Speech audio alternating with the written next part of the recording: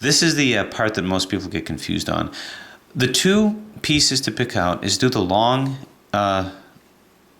edge like this and the rectangular edge over here. Forget about these, because what we want to do is we want to see if they're oriented, if they're rotated correctly. These will be the easiest ones to figure out, because this one you can tell because the flat side should be down, this angulated side should be up, just like it was over here, to articulate with this part of the center here. This you can tell is upside down because it's sloped really deep in here, so you can tell this has to be turned upside down. So in looking at this, the first thing to do is you can see this is rotated correctly. This is not rotated correctly. It's flipped incorrectly. So I'm going to do the algorithm that preserves this function over here and flips this. Holding it over here will do just that. Again, we're not worried about these. It's hard to say if it's upside down or right side up.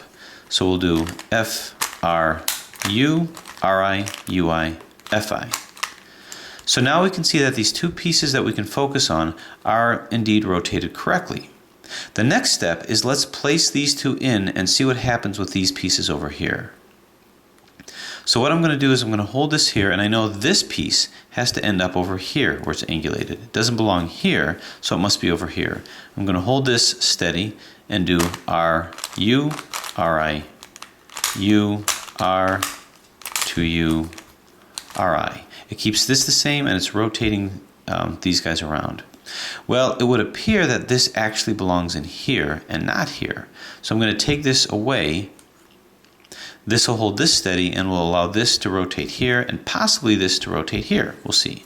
R, U, R, I, U, R, 2U, R, I. Do it again.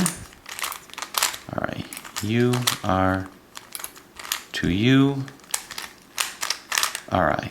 So this has an interesting configuration because this is in, this is fine. Now if this wasn't in, we'd hold it over here and do the same thing until this is in. What we see is that this is in correctly, and this is where it needs to be, and this is where it needs to be. But take a look at these two. They're not. So you're not supposed to have that. It's impossible to have two in and two out. So what that tells us is these must be flipped upside down. That's the only way that that's going to work. And this must be the line. So if you focus on putting these two in, you don't have to worry about these two. It becomes pretty obvious. If these are in at the same time that this was put in, then you're fine. The only other option is that it's not, that these two appear to not be, which means they must be upside down. Hold it like this and do F, R, U, R, I, U, I, F, I. That will assure that they're all rotated correctly. So only one is in, the rest are not. So then the parity of this puzzle is pretty clear. So R, U, R, I, U, R, 2U, R, I. Keep doing that until everything is in and everything has no choice but to get in. R, U, R, I, U, R, 2U, R, I. All right, so you see this cross is now solved. So then it's a question of corners. So after getting all of these in, we then look at the corners. Either one is in, none of them in, or all of them are in. So you can see that this is in, but these aren't. So we do our standard algorithm of U, R, U, I, L, I, U, R, I, U, I, L. So this is in, this is still not in, so do it again. Down, so you can see these two are in. Now it's just a question of RIDI, RD until the puzzle is solved.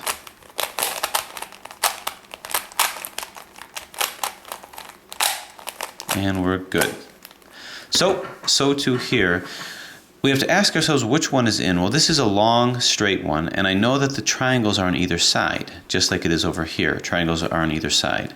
So we can say it fits that this is in, and the rest aren't. This obviously doesn't belong here. This doesn't belong here. So this shouldn't belong here if this belongs here.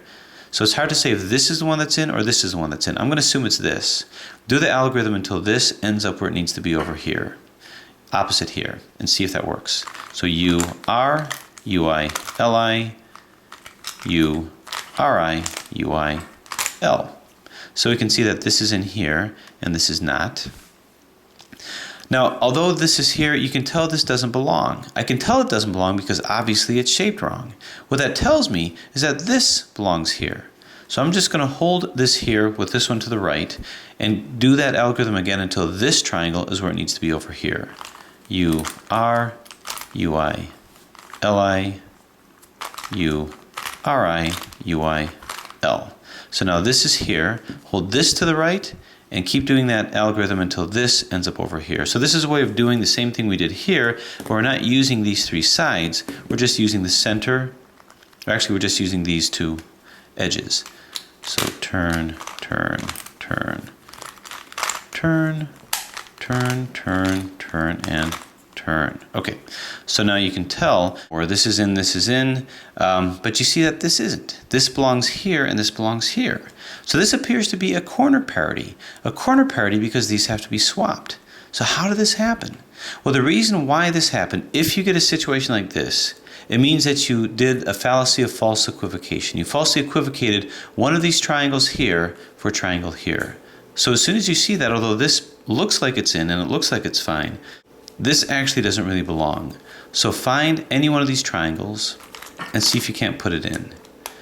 Swap this with this. So what I'm going to do in order to swap that is I'm going to take this and line it up with this guy so that a 2R move can place this in.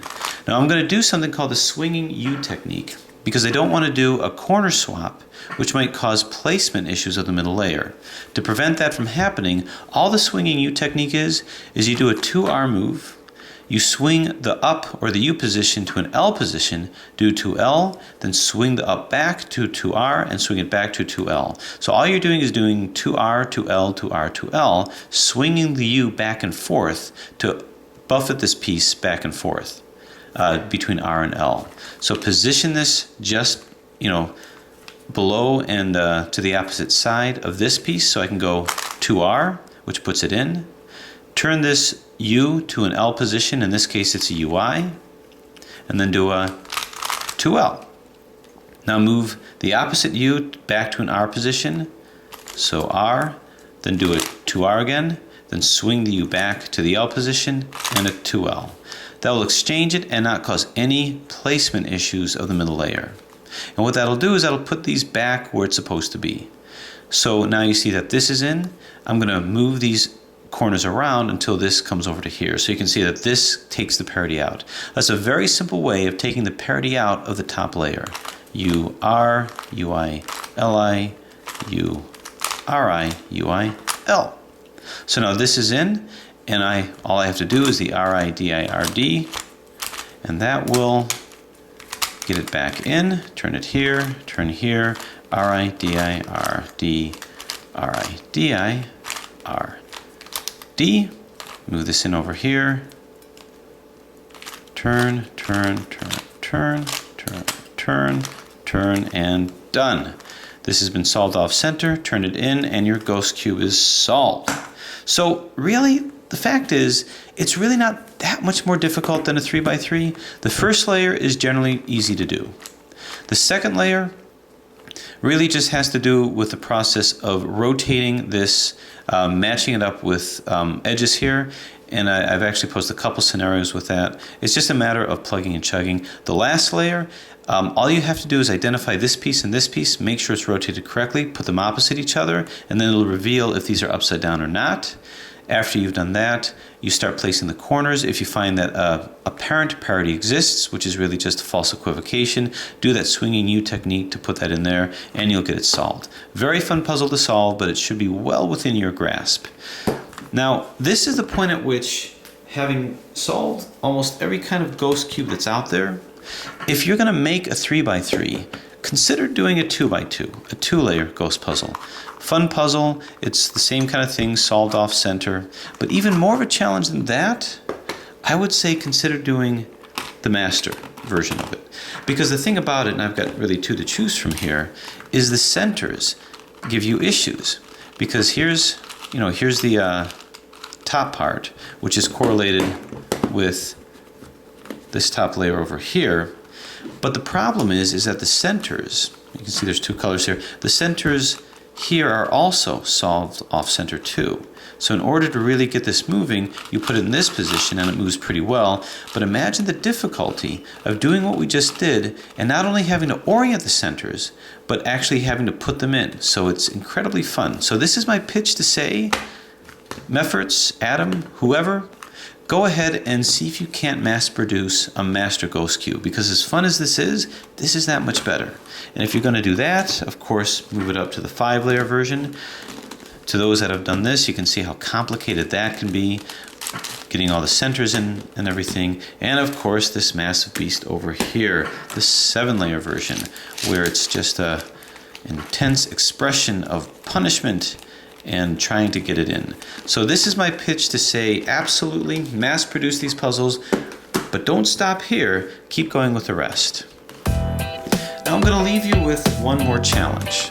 A while ago, I actually posed the challenge of taking a 5x5 and reducing it to a 3x3, but in a different configuration. Reducing it in a way that looks something like this.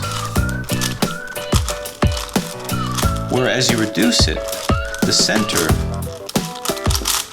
is, centers are the only thing that's the same, but you're reducing the edges to where these whole things, these pieces here are edges, these 3 pieces, and these are all corners that are reduced. So reduce the puzzle to this, where all these corners are reduced together, these edges are reduced together, and the centers are the same, and then solve it as this. It's a reduction of a 5x5 to a 3x3, but not by reducing these as the centers and these as the edges, but reducing these as the corners, these as the edges, and keep this as the center and solve it as such.